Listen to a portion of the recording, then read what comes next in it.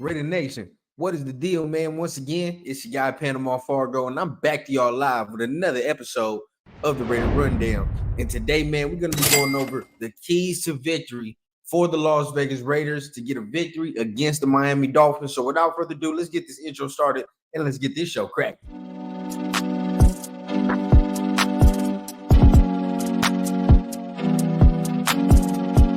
As a young guy, I had a dream that someday I would build the finest organization in professional sports.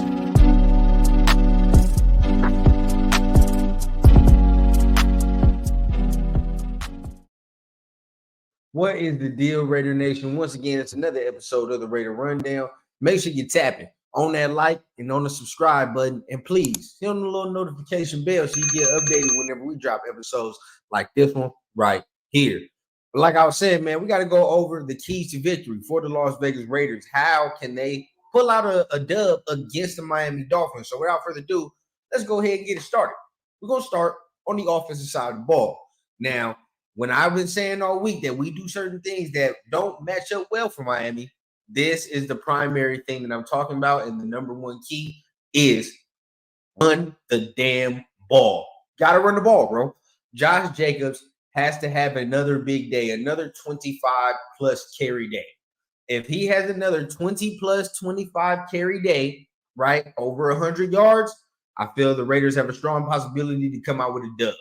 Because I've already stated the Dolphins are giving up 106 to 107 rush yards a game. Now, some people want to tell me it's skewed, but regardless of the fact, the teams that have beaten Miami have been able to run the ball successfully, all right, and keep that offense off of the field. So that's going to be our number one thing, controlling clock. And the way to do that is to get Jacobs really involved, let him eat early. All right, so that's the number one key, get the run game started. Number two key, off of that, keep Aiden O'Connell clean. Okay, we got to keep Aiden O'Connell clean. Now, when you look at Miami, the defense, although it's not the best ever, it's still not a bad defense. They're still a pretty good defense. And what they will do at times is try to bring some heat at Aiden O'Connell. We got to keep him clean, all right, as best as we can. Now, when Colton Miller was in there against the Giants, he was relatively clean. Aiden O'Connell looked cool. You know, he looked poised back there. Nobody was really getting too close. Now, against the Jets, it's a different type of front. But, okay, still, for what it was, not having Colton Miller in there, we saw really the decline in the pass block. All right, now with Colton Miller expected to be back this week, okay, he's already went against the likes of Bradley Chubb, okay? And now that right side, I'm liking Thayer Munford staying there. Illuminor didn't play bad, but I do like Thayer Munford at the right side. So, and our interior has to play well against Christian Wilkins. So in order for us to really have success in the passing game, Aiden O'Connell must be kept clean. Okay, we have to keep the pocket nice and clean for him to find targets down the field and read the field. Okay, so with the third key right here, I want to say this as well. We got to take some deep shots down the field. As an offense, we got to take advantage of the deep shots that will open up, because if the first key comes into effect in running the ball, there are going to be opportunities for Aiden O'Connell and these receivers to get chunk plays, get chunk yardage. We have to be able to take advantage of that, whether it be in the play action game or whether just the straight drop back. We have to take advantage of the deep shots that are going to be presented to us, because they will be there, right? And that's not me saying that their defense isn't good or whatever. Their defense takes chances, okay? They take chances. And with the talent we have on the outside, we should be able to exploit that when it comes time to do it. All right. So boom, there's that, right? And last but not least, next key, right? Stay ahead of the chains. The Raiders must stay ahead of the chains. Okay. Now, when we've seen this Raider offense get to moving and they really get clicking and rolling, all right, you really see first down turns to 2nd and 3 or maybe 2nd and 4. All right, now 2nd and 4, you're able to run a plethora of things. All right, and the Raiders continue to move. Raiders really struggle when that first down play turns into 2nd and 7, 2nd and 8. All right, now from there, the Raiders seem to not be as effective. Okay, and that's just not how this team is built. We need to stay ahead of the change. So I think everything is going to come into its little bubble. Everything is going to come to a head if we do these things and we follow these keys on the offensive side of the ball. Okay, so you got to control clock. We're running the ball Okay, you got to take your deep shots when necessary. We got to keep Aiden O'Connell clean. All right, got to stay ahead of the chains. That's another key. And the last final key, we got to continue to say. I said the last one was the last key, but this is the last key. No turnovers. Have a donut for the turnover category. We cannot turn the ball over, whether it be a fumble, whether it be an interception. This offense is too good to give them short fields. So we have to keep it a clean game on the offensive side of the ball. The offense cannot afford to turn the ball over and put this defense in terrible field position. So those are the keys on offense. And if we follow those keys, I have a very strong feeling the Raiders are going to come out with a dub.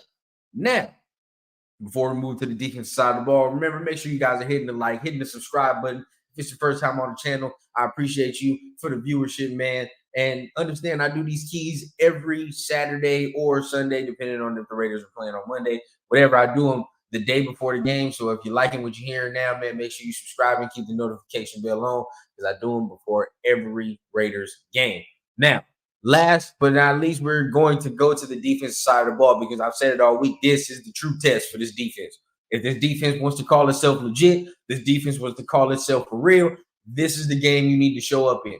This is the game. And if we're talking about Max Crosby being a defensive player of the year, okay, being a defensive player of the year, these are the games he has to show up in.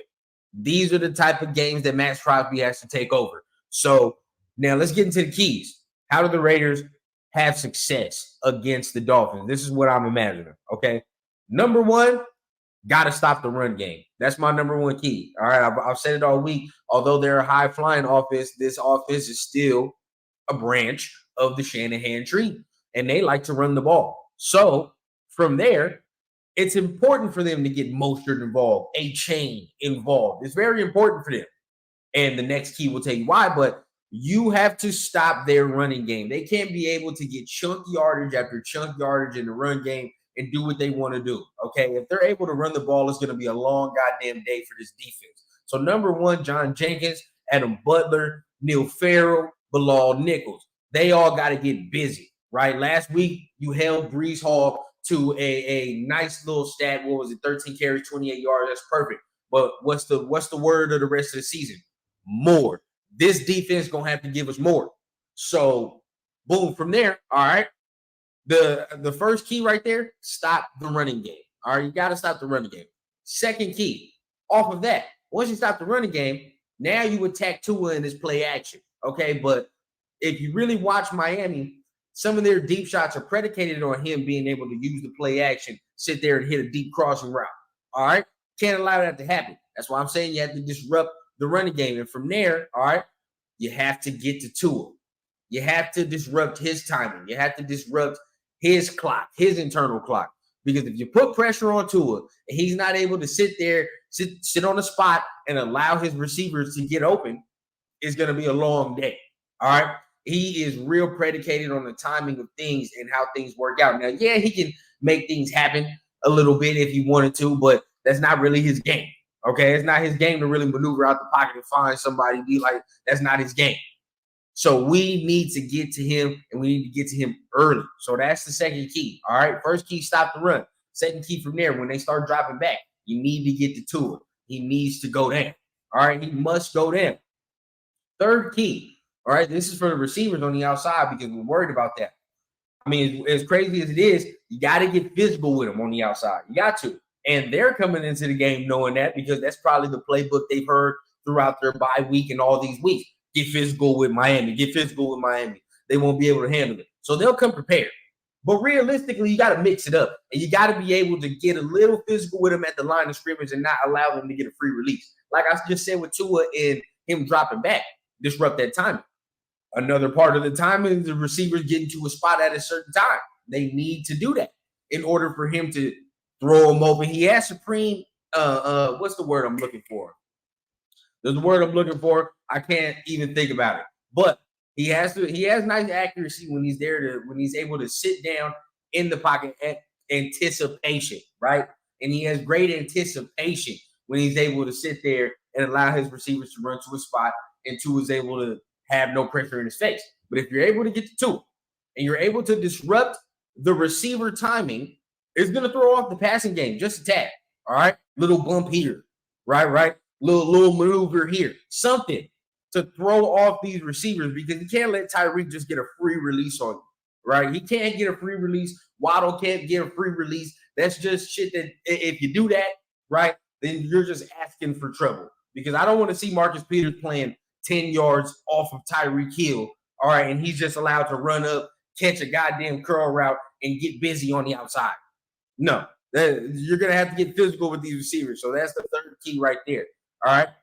And then last but not least, the final key, you must tackle. You must tackle. And I know it seems simple. I know it seems like, oh, of course. No, they have to tackle this game, because you can't allow no goddamn yards after catch this game at all. That's what I'm saying, because some of this timing too, to get in rhythm, they're going to throw some of these short routes, some of these boom, quick screens right there to Tyreek, a quick screen to some of the running backs in the backfield. That's what they're going to do to get in rhythm. Okay, and it's going to be a lot of motion going in. That's going to be for the next key. But at the same time, you got to be disciplined and attack the football, bro. Do not let them get yards after catch and shake off 2 goddamn tackles and run for extra yardage. You can't allow them to do that this game. So you have to tackle and be secure in your tackling. Last but not least, have eye discipline. You must have eye discipline in this game, because it's going to be a lot of games being played at the line of scrimmage. Okay, a lot of motions, right? A lot of motions going back and forth. A lot of players in weird ass positions. Tyreek Hill as a running back, as a fullback. Tyreek Hill as a goddamn off tight end. Weird shit, right? They're going to do weird stuff. You have to have eye discipline this game. I mean, we not playing, of course, but for the players, they got to have eye discipline. But I mean, even y'all, when we watching the game, right? Watch how they move their players around. Watch how they get certain players in certain positions so they can get key matchups. You got to be disciplined in seeing that.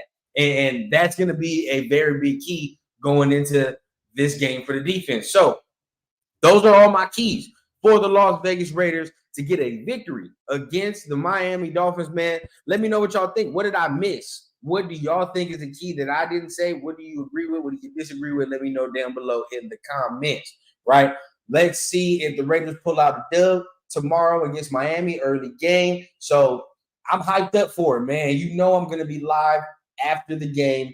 Once the clock hit 000, your boy's going live, and we'll talk everything Raiders about what went down during the game, and hopefully we talking some good shit, right? Make sure you're hitting the like, the subscribe button, okay? Share out the content. We close to 1,000 subscribers, man. Much love to everybody that's viewing. And once we get to that motherfucker, man, we're going to keep going. But regardless of it, man, I appreciate y'all. Make sure you hit the like, the subscribe button, and you know I keep it authentic from the clouds to the ground on the Raider Rundown. I need a bad bitch with an accent, serving in peace, still taxing. Just got tapped for the young cash app, moonwalking like a young Mike Jackson. Yeah, shots to the head, ride clean and still fuck feds. Realest nigga and it's on my kids, so who the fuck gon' wanna test me, bitch?